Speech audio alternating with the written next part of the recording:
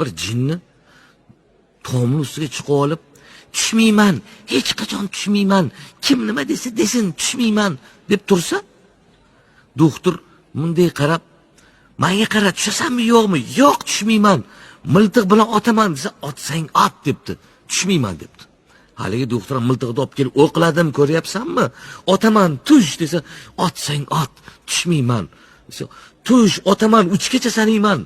3 gacha tushmasang otaman desa, sanasang sana debdi. Haligi doktor ham qo'rqitishim 1, 2, mana yaqin qoldi. 3 otsang ot deb ko'kragini tuttirganimish.